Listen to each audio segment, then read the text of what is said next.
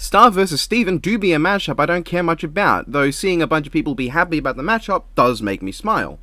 After all, every episode is someone's dream matchup, and this is certainly an episode that is a ton of people's. For today, we're going to be talking about every single Disney and Cartoon Network episode as a result, including the Demon. Oh, but I'm not talking about Sora vs. Pit or King Mickey vs. Yoda, those are Kingdom Hearts. So let's get going, because there's quite a lot to talk about. Beast did not actually lift the whole 60+ ton tree off the ground. What a way to start, with one of the most forgettable episodes of the entire series, being one of the two episodes I almost never remember happened. The other being Batman Beyond vs. Spider-Man 2099, which kinda stings, because I quite like both Beast and Miguel, and you know what, Terry's cool too. I haven't seen Gargoyles, but Goliath seems pretty cool as well. You know, all four of these characters seem pretty cool. As an overall episode, it's awful. The analysis isn't funny or anything, but it gives a moderate overview of what they can do. And it uses music from this series, which I do miss, because the Gargoyles and X-Men themes are fucking great. But the animation is so short it ends before it starts, and it's funny, because in the day, people would say, well, what do you expect? There's only so much you can do with these two.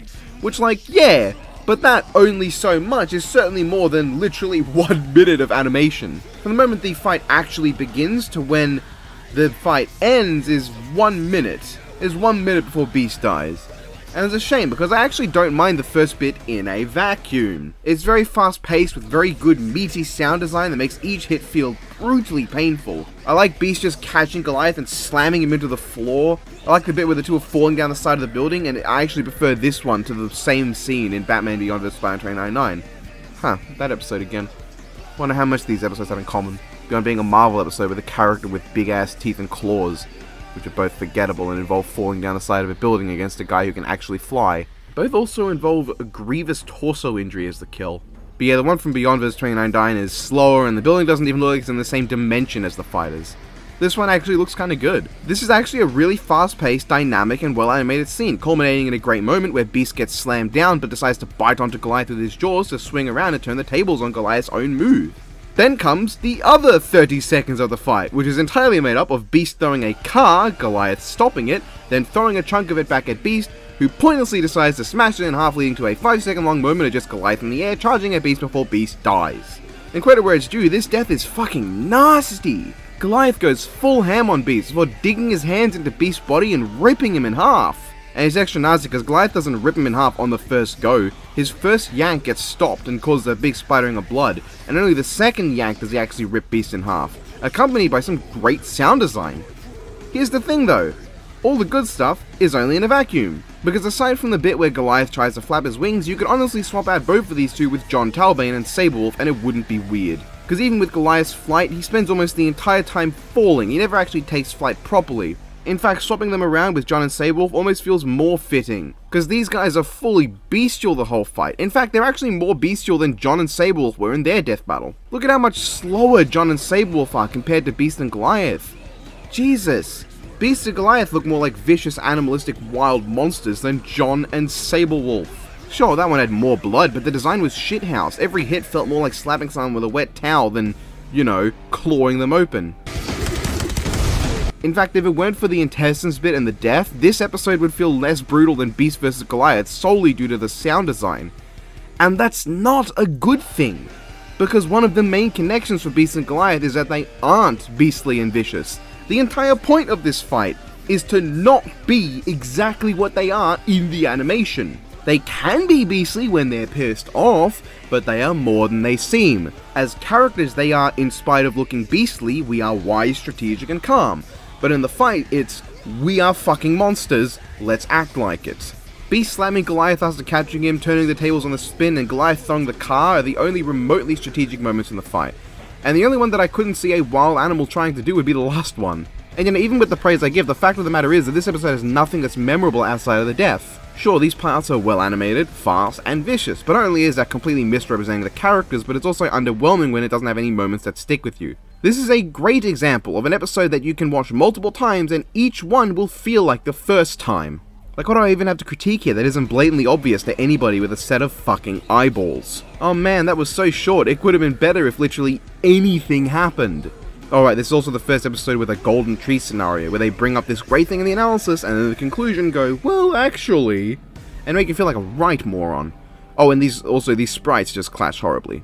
Fucking 3 out of 10. Fuck you. Prepare to get raked! Why is Shovel Knight not fully capitalized at the start? I can't unsee this. What the fuck? Scrooge McDuck vs. Shovel Knight is a good episode. I can totally understand why some people don't like it, namely Shovel Knight fans, because Shovel Knight himself is sort of portrayed as something of a one-note moron, but then I have no idea what it's like, so no comment moment! In terms of the analysis, there are actually some moments I found funny. I found a couple of the jokes in Shovel Knight's analysis quite humorous, and I think the way they handled the less than respectful part of Scrooge's history was thankfully not completely cringeworthy. Good analysis! Then the animation happens, and first things first, I love the aesthetic. It does raise some problems for me later, but it's a unique aesthetic that stands out amongst the crowd. It plays homage to both Shovel Knight's game, which is self-known as an homage to old 8-bit games, as well as playing homage to the game where Scrooge's big connection to Shovel Knight derives from, which itself is an 8-bit NES game. It's a good choice, and while I know some people wouldn't like it for not looking as polished as the battles we have nowadays every single sprite fight is done the exact same style, and none of them really have an identity based on their aesthetic, which just gives this episode a leg up to me. Likewise, the sound effects all sound fittingly bit-crushed. Nice. The choreography is also fine. I think it makes a good use of Shovel Knight's arsenal, though not great use, especially given they put a big mention on the horn and Shovel Knight just doesn't use it. But my problems in terms of the arsenal usage are definitely not on Shovel Knight, because Scrooge in this fight does fucking nothing. He gets bodied, throws some pots, shoots a cannon, gets bodied again, and then kills Shovel Knight. Sure, the fight isn't very long, but Shovel Knight gets to do a lot. He bodies Scrooge twice, he knocks the door over, throws a cannonball back, and honestly, Shovel Knight is the MVP of the fight until he dies, because Scrooge is useless. It's kind of a shame given Scrooge ends up killing him after spending the entire fight getting walloped, and doesn't really have the build-up and progression to the comeback like Iron Man vs Lex Luthor or Balrog vs TJ Combo. Oh, Death Battle, please give me a reason to talk about Balrog vs TJ Combo this season. This isn't the end of my issues, however. Sure, outside of a few weird moments, like there being no hole in the floor when there should be, or Shovel Knight's big smash on Scrooge causing no hit spark or effect on Scrooge, or the literal pile of gold that ripples like liquid, I think it looks unique and stylish. But there are some points where I have a lot of trouble actually keeping up with where the two are, and it's a simple problem of them blending into the background. Now once they go into the gold pit, that's no longer a problem, and there's a simple reason why. Shovel Knight and Scrooge have a lot of black pixels on them, which aren't like dark shades of grey, they are flat jet black. Likewise, their first two backgrounds have a lot of black pixels outlining them, and not dark grey, but the same flat black. Combine that with the speed they move and the speed at which the camera gyrates, and the fact that a lot of shots have them being way closer to the camera than they should be, and sometimes you will end up losing track of them, and I genuinely get a minor headache every now and again from seeing the mishmash of colours blaze past with no idea what's going on. Now this of course stops being a problem once they get into the vault, but it's still an issue I have early on. Aside from that, yeah, Shovel Knight uses multiple parts of his arsenal, including the fucking fishing rod, and really does all the stuff. There's a weird moment where they have the fucking names of the guns show up as if you're a fucking idiot who doesn't remember the analysis, but come on. The only people who'd be confused about him pulling out guns that cause these effects are the people who clearly didn't watch the analysis, and if they're confused, that's really their fault, not Death Battle's.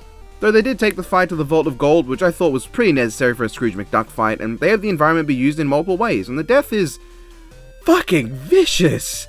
Jeez, are we gonna have nothing but great deaths all video? That sounds like it'd be awesome! They managed to use one of the key connections of the fight, which I know they do with like all battles where a character has the same power, but in this case it's a very specific one same move that they share, as well as having Scrooge use Shovel Knight's own weapon back on him, and it looks super fucking vicious.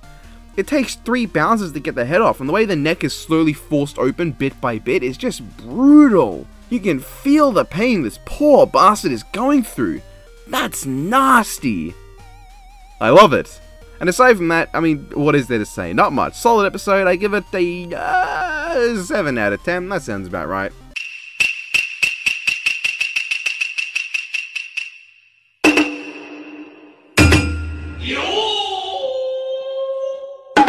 The worst part about Samurai Jack vs Afro Samurai is that the next time has Elfen Lied clips, which is a series I genuinely dislike and had a more miserable time watching than any other anime. That is the bar we've reached with Samurai Jack vs Afro Samurai, where the worst part of it is that it has clips from a thing I don't like.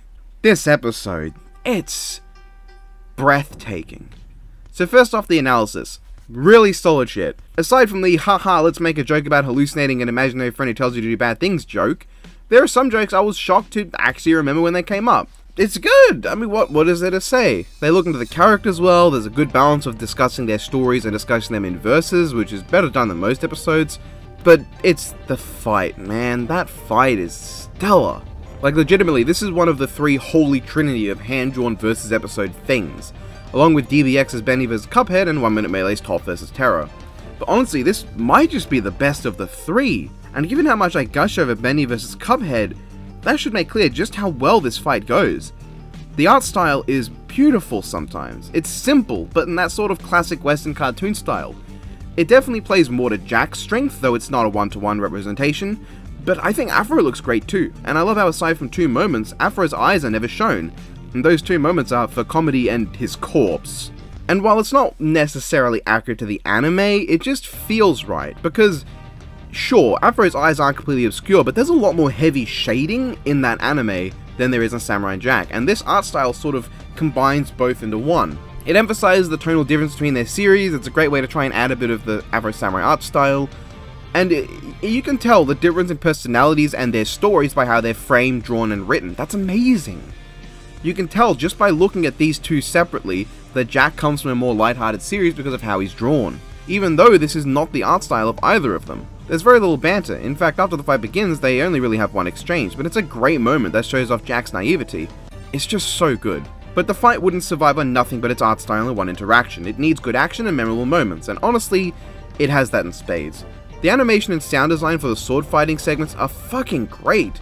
Everything is so smooth and looks so good. Each sword slice has a clear and readable arc with good keyframes to make sure every single attack is easy to read and understand in the brief moments where they're on screen. A lot of this comes from the fact they didn't have to put so much in the drawing background, so they could focus a lot more on the character's animation, and that itself leads into something else that makes this fight so fucking spectacular: the combination of environment usage and their abilities into the choreography. The environment they've chosen and the way it plays their capabilities is brilliant. Fighting on an old rickety bridge over the water surrounded in fog might seem like just a cool place to put the fight, because it gives that feeling of an old-timey samurai story where two great swordsmen meet and instantly know they have to fight, which is a feeling accentuated by the way the fight starts, just being the fact that the two notice each other's sword has spilled a lot of blood, which, given the swords are sheathed, helps to emphasize the experience, mastery, and underspoken wisdom these two have in the art of swordsmanship. The fact that just by glancing and passing each other, they can tell that the other has killed a lot.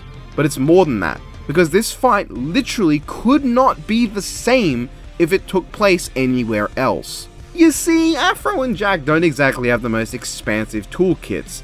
Aside from just a sword, they really don't have a whole lot to work with. In terms of what's unique, it's just that Afro is more of a dirty fighter and Jack can jump really well. And while obviously Afro's attribute is easier to use, they also seem like ones that aren't terribly important, but they are used masterfully in the progression of the fight. The fight starts simply with the two sword fighting, but things escalate when Afro plays dirty, flicking his cigarette into Jack's eyes to blind him. Jack, however, with his masterful skill, is able to continue fighting and even push Afro back. However, because he was blinded by that cigarette, when he goes more on the offensive, his blind swing doesn't actually hit Afro, but rather only manages to damage the bridge around them, the precarious nature of the bridge having been established in an earlier shot.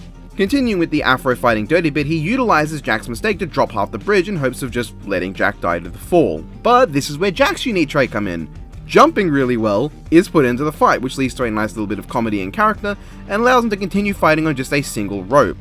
A fantastic idea that not only looks really cool and pays respect to the skills of both fighters, but also continues to play into the masterful usage of the environment. Both swordsmen manage to disarm each other in opposite ways, which would go to reflect how the final blows end up clashing.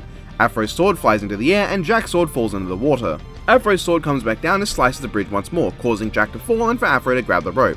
Also, the usage of the fog to give that illusion of descent and ascent is just so good. But just when you think that's the end of how they'll use the environment, the fact that the bridge was over water is instrumental to Jack's victory, with him noticing Afro's finishing attack from its reflection on the water. What? That's great! It's a great idea that leads into the most suspenseful, well-animated, and cinematic one-stroke duel in the series. Urza vs. Zoro's was good, Reese vs. Striders was great, but this is... wow! It goes on just long enough to be suspenseful, but not drawn out. The music cutting is perfectly timed, the change to silhouettes goes flawlessly with the rest of the scene, and the silence makes the impact of Jack losing his arm all the more I'm trying to think of the word, but it's just I've written the word in the script, but the word is a repeat of something I already said, so I'm trying not to use it again. And that itself makes the reveal that Afro lost both of his arms even more impactful than that, leading to a stunningly brutal and cinematic death from Jack that just... wow. And while the ending does have my only 2 issues with the animation, it's breathtaking. My 2 issues literally start with an extremely minor continuity issue. Jack doesn't have the headband here, but then he suddenly gets it in the next shot. Yes, I am resulting to an error as minor as this to have anything to critique. And then honestly, I think the sudden mood whiplash with the Samurai Jack end card is a bit jarring. I don't dislike the idea, but the fact we just had this intense, suspenseful and dramatic conclusion just for haha cartoon ending song feels kind of weird and took me a bit out of the fight. But taking me a bit out of the fight isn't too bad when that is the conclusion of the fight, and the fight's over. And that was going to happen regardless because of the fucking end thing. You know, the death bell thing coming from the top. Yeah, I have almost nothing to complain about this fight. It's legitimately amazing. I didn't even mention things like how the two progressively change appearance to reflect the progression of the fight. The two start fully closed, with Jack having a hat and Afro having a cigarette. Afro's power and skill is such that even with his sword blocked, the Force is able to cut Jack's hat in half, which then leads to exposing Jack's eyes for Afro to flick his cigarette at him, which leads to the bridge stuff, which leads to Jack jumping, Afro complimenting him, Jack's naivety showing itself as a weakness as it gives Afro an opening that allows him to cut Jack's body and destroy his clothes, causing Jack to throw the rest off, his hair to come out, and for him to get pissed off enough to deliver a strike that causes Afro to discard his outfit as well. Seriously, everything flows so well in this fight, you'd be hard pressed to think anything wasn't meticulously planned out from the start. And yeah, Jack even takes substantial damage in the fight. He loses his entire fucking arm and gets a nasty scar over his stomach. And throughout the fight, it really emphasizes the effectiveness of their swords, that the 5 times they get properly hit, they take a lot of visible damage, with 2 nasty torso injuries, the lost arms, and the death. The swords don't feel like blunt sticks, they feel like genuinely deadly weapons, and respect is given to both fighters that even the winner came out with a massive wound on his body and a lost arm. And you know, the track is incredible too. I don't know if I'd listen to it on its own, but it complements the fight so well you'd almost think this was a season 2 episode with how they use tracks. Wow.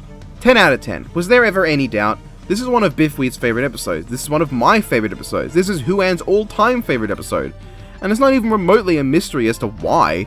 The episode blows almost every other episode in the series out of the water, and that should be obvious by how long I've talked about it. There are so few flaws, I can count them on a single hand. The amount of love in this is blatantly obvious. And do you believe that Luis Cruz is the only person credited with animating this?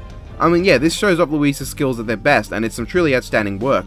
But I mean, I feel like he definitely had help with this, and I do kind of wish the people who helped were also credited. Though I guess this is also just solo, and Luis went Ultra Instinct on the animation, and this was his attempt to become a full-time animator at a major animation studio, because god, is this worthy.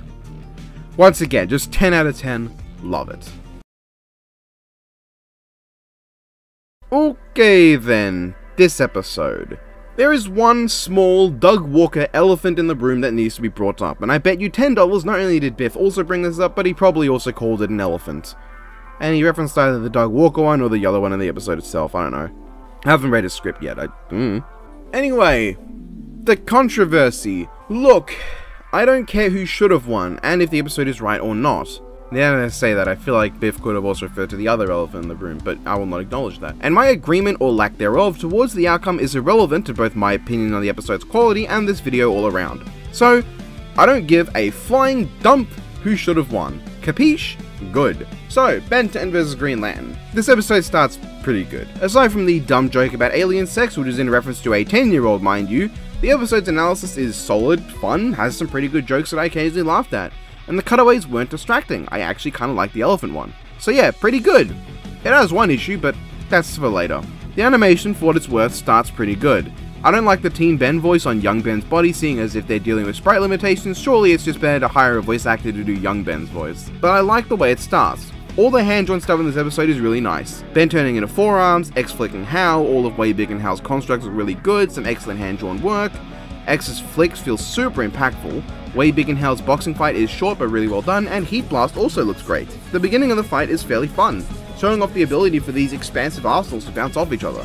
Heat Blast tries to hit Hal with fire, Hal creates a fire extinguisher. Way Big wants to square up, giant boxing gloves. And the quick switching of Ben's aliens at the start is cool too. The transformation into Grey Matter got a chuckle out of me, and I do legitimately like Hal's response to Ben's boasting. And Way Big's just well done in every regard. Voice acting is solid too. Bradley Gareth does an outstanding job as Hal, up there as one of the best performances. Nicholas Andrew Louis also does good as Ben 10, though once again it probably should have been a young Ben voice, but I can't really have a go at him for what they did with his lines, as opposed to the quality of the lines themselves, because they're good. Now you might be noticing I haven't brought up anything after Alien X flicks Hal, and the simple reason for that is because honestly, I don't really like what comes after X shows up. I like the Lantern Oath, and I like the idea of Hal resisting Alien X's erasure, even if it's kind of weird given that X's erasure is instant and Hal's resistance is always instant as well, so it should just do nothing, but it's a cool scene. But this just reeks of missed potential. And I know the response to this will be, they had to keep it within the budget. But the fact of the matter is that if your budget isn't high enough for you to use more than 4 aliens with Ben 10, and you can't take advantage of Alien X and Green Lantern, just don't do it. Because you're just dropping potential.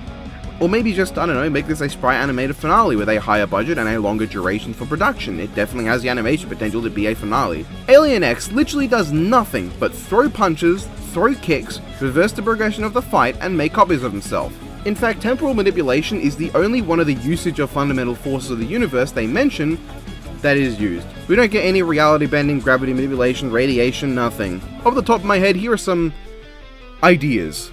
Say Alien X flies around Hal so fast it creates a black hole, and Hal in response creates a black hole himself that pulls him out. How about Hal throws Alien X into a pocket dimension, but X simply rewinds the pocket dimension back to the start of its existence, and causes the pocket dimension to turn into a big bang in Hal's hands, which creates a new universe on top of the current one, and also sets X free. How about instead of Hal and X slowly punching and kicking, they fly off into the distance of the cosmos and you just see a green and white streak clashing far away and snuffing out stars in their clash. X throws a planet at Hal, who uses a giant water slide to redirect it back at X, who in a display of raw power, just obliterates it with a thought. The multiple Alien X's don't just have a couple punch Hal while the rest just stand there like lemons, have all of them fire a big concentrated laser at Hal that he blocks, but it sends him flying into the Earth and heading towards the core of the planet. The obvious yellow color of the core being a reference to the color of the Yellow Lantern core, so you can have Hal when he's in a bad spot visible with the core in frame, and it just can look nice and well put together.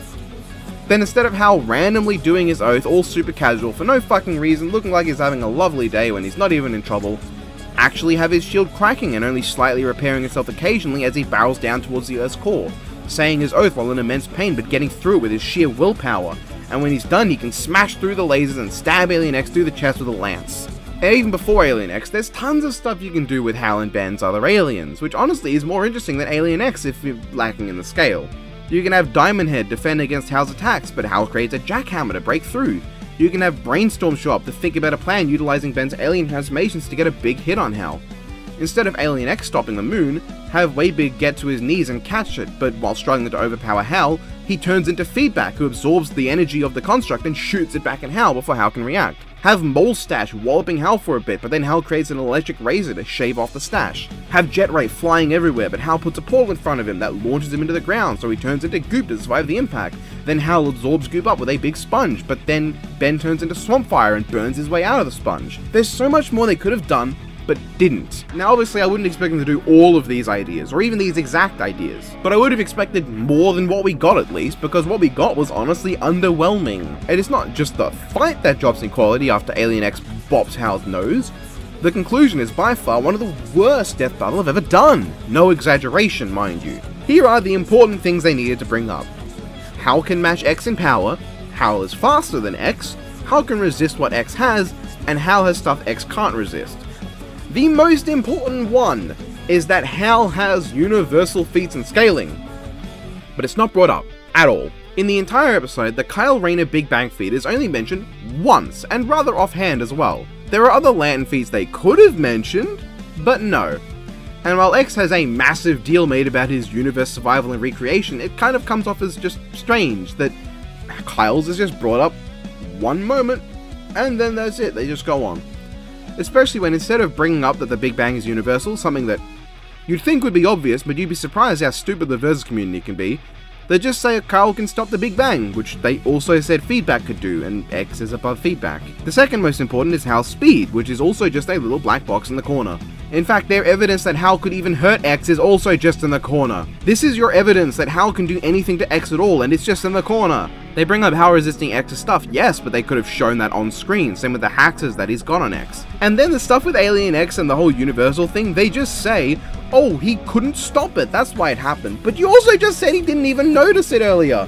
Which one is it? Did he not notice, or did he notice and couldn't stop it? Sure, I don't think these fixes would have stopped all of the hate, like the people who consider X stronger than they had him, or the mind-numbing amount of people who somehow thought that scaling Hal to other lanterns was compositing him.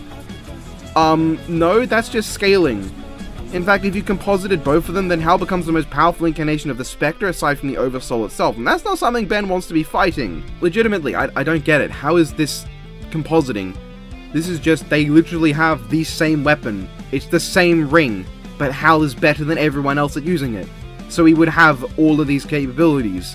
Regardless, that's my review of Ben vs. Hal. I don't consider it to be some outstanding masterpiece or an awful abomination. Fact of the matter is, the analysis in the first half of the fight is good, the second half of the fight is mediocre and boring, and the conclusion is awful. The good does outweigh the bad, and I think I'm going to be as fair as possible and give it a 7 out of 10. It's not fantastic, but it's not awful either. Sorry, Psydude. He's a panda. The first word that comes to my mind when I think about this episode is confused. And I want to be clear that for the most part, I haven't been intending to revisit Season 7 episodes, seeing as my feature film-length retrospective is primarily still accurate, but in this case, it's not, though I didn't talk about this episode much anyway. The analysis just doesn't seem right. Okay, so Boomstick raps 3 times this episode and Wiz raps once. Ignoring that both of their raps sound strikingly similar to MatPat's rendition of Shiny in terms of how on key they are, Boomstick's first 2 raps happen very close to each other. I like that Wiz interrupts him, but Boomstick doesn't even notice and keeps going, but that's where it ends my praise to these segments. The second one results in Boomstick saying he'll stop. The third time Boomstick raps, it ends with Wiz asking if he's going to do that all episode, and Boomstick says yes. Huh? It's strange, because it almost feels like Jake and Danny's analyses were swapped. The Jake one should be first, with Boomstick rapping and Wiz wondering if he's going to do that all episode. Then the Danny one has the 2 raps, with the second one ending with Boomstick saying he'll stop. This will also make Wiz's rap feel more natural. The conclusion to this overarching joke should be the moment where Wiz does it and blames Boomstick. But that's only the second last time. The conclusion to this joke is Wiz going, "Are you going to do this all episode?" midway into the episode and getting the answer of yes when this is the last time it happens. Boomstick should not be saying yes to that question if it's the last time it happens. Wiz should not be asking, "Are you going to do this all episode?" when it's midway through the episode, and Wiz's rap should be the last rap in the episode. They've got this all backwards. This joke is constructed wrong. The analyses also have random references to other properties like Pokemon and Titanic, which go on for too long. I didn't need to hear Boomstick talking about Leonardo DiCaprio so long. And the cutaways are bad. The first one is dedicated to an unfunny joke about asses and then an unfunny wail on Wiz. The second one is also dedicated to an unfunny joke about asses and then this overly long and also unfunny joke about Boomstick having anti-ninja membership. What? And it goes on for way too long. This episode really is the ultimate example of the worst part of the cutaways. Ass jokes, predictable jokes, and overly long non-jokes. It's also an example of the worst part of Season 7's analyses. It goes over their backstories, ability list, 3 calcs between them, that's about it. Nothing about their stories, nothing about who they are. And while that's not necessarily always a problem, seeing as this is a Versus show and not a Wikipedia synopsis of Danny Phantom and Jake Long, it does feel a little bit odd that they went with the absolute bare minimum, which, credit where it's due, is still more than Zuka vs Todoroki and Bucky vs Jason. The fight then. Ugh. Continuing this episode's agenda of showing off the worst parts of Season 7, the puppet animation for the first half of this fight is genuinely amongst the worst in the series. I'd say there's very little competition outside of DBX for a worst example of puppet animation. Danny and Jake at the start are shown almost entirely from flat side angles or flat front angles, and that bothers me a lot because these are not something I want to see for a long period of time in a sprite fight. A sprite should always be angled at least 5 degrees from straight side on, and while straight on shots are fine, it's weird that these are the only 2 shots we have for the beginning. But as an example of the worst kind of puppet animation, just look at Jake picking up Danny here. His arms aren't moving, his legs aren't moving, his torso ain't moving, he's completely motionless. He's mostly motionless when going Ghost too, and the next shot even looks like they've lip-synced Danny wrong. Might just be me. But then this brief scuffle looks janked to fuck. It's so slow that it makes John vs. Sablewolf look like Ragnar vs. Soul. Danny throwing Jake looks bad, Jake screaming in pain as Danny lands slightly to the side of his tail looks bad, Jake slapping Danny looks bad and leads into another instance of a completely pointless front-on sprite of Jake. Like, why? Instead of having sprites that naturally look good when swinging in the direction of the camera while maintaining the same general position relative to the screen to not make it look like shit, we get this. I mean, just look at the silhouette of this compared to a competently made sprite from 1 Minute Melee. Geez, the way Jake's animated with those proportions may look like he's putting in a lot of effort to swing his arm forward just a little. Now the next part I actually like. Once they leave the museum, we get this genuinely cool battle where they're in the air. And because they're no longer just doing it purely physical, it looks good. We got the two things I personally wanted from the fight: Danny and Jake clashing with fire and ice, causing an explosion of both, and a clone fight. In fact, the 4v4 fight really is the highlight. There's a good feeling of energy and chaos as we see these groups of Danny and Jake clashing in the air. One Danny will throw Jake and get blindsided by another, only for two more to show up fighting. It's great. Now, we don't actually see Danny make his clones, but I can sort of live with that, honestly. I don't like the quadruple dab, though. Admittedly, it's a bit odd that Jake spins around the Dannys, then suddenly the next shot is the four Jakes shooting fire with no transition between them. But that leads into one legitimately cool bit where Danny possesses Jake and Jake's eye changes to Danny's. I like that. That's not to say it's all good. If you know nothing about Danny, you'd be forgiven for thinking his no bitch ass quack and scream isn't that important as an attack. Because it has no impact and it's used as a beam instead of an omnidirectional burst, and Jake also completely no-sells it, only for some random fuck-off laser beam to kill him later. It feels like these are meant to be swapped around. A directional laser beam to send him flying off in a direction, and then the whale to obliterate him. In fact, when all the Dannys are surrounded by the Jakes, they could have had one of them use the whale, because it's omnidirectional. The Jakes are all around him, he can hit them all at once and scatter them about. I don't know. And the death, man, it fucking sucks! Danny out of nowhere just pops out and shoots a laser that vaporizes Jake. And Jake, being as kind as he is, has decided he will not scream about it, because that might hurt Danny's ears. Sure, Danny putting his ghost in the thermos is a nice touch, but what the fuck, you couldn't have Jake just go, oh yeah, and Danny's rap. So I'm not a music guy, I don't like rap. But according to my good friend the GM, links in the description, they make incredible tracks, including an 8.5 minute long track just for me, that they didn't have to do. Seriously. Thanks, dude, you're fucking great, man. Please check out their stuff. GM's great. Anyway, according to them, the rap is wrong. It's an unfinished couplet. Danny says two lines which are fine, but then he just says a third one, and that's it. As specifically due to the inflection of the voice actor, the rap sounds as if it's not meant to be over, and that there's meant to be a fourth bar when there isn't one. They should have added one more line before Danny says, "Time's up, pal," or they could have cut off the final line to parallel Jake's earlier 2-bar rap. Ben even wrote a theoretical way to fix it, which I'm not reading out because my ass ain't pulling off no fucking raps. So yeah, that was Danny vs. Jake, and honestly, shockingly bad episode. I didn't remember it being like this, but I guess my mind was clouded by indifference. The bit between them leaving the museum and the rap is pretty decent, but the analysis is boring, surface level, unfunny, muddled, and feels like it's in the wrong order. The first half of the fight is genuinely awful, and the conclusion is similarly just surface level. 4 out of 10. It's not a very good episode. You figured out who I am! Behold! The super high school level serial killer, Genocider Show! As the primary review for this video, I'm sure some of you are surprised that we're half an hour in and haven't gotten to this yet. And to the people who are surprised, welcome to my channel. I'm Nemesis Bloodreich, I talk a lot. So what did I think about Steven Universe vs. Star Butterfly? Was it on the better end or the worst end? Well, I think Steven vs. Star is a good episode, and it's interesting to see how many different opinions there are. In the case of this episode, I am sort of mixed on the analyses though. I like Stars, I think it's entertaining and all, but I'm not a fan of the structure of Steven's. See, with Steven's, they dropped this major calc, the most important calc for Steven, in the first few seconds before Steven is even mentioned. And while I understand this is done in an attempt to make the episode flow better, by not having to backtrack to this scene later, it actually does the opposite for me. The nice flow of story discussion into versus discussion isn't in Steven's analysis. It's story versus story, and then just, true to his gem heritage, Steven is blah blah, without any build up or defining name drops of Steven.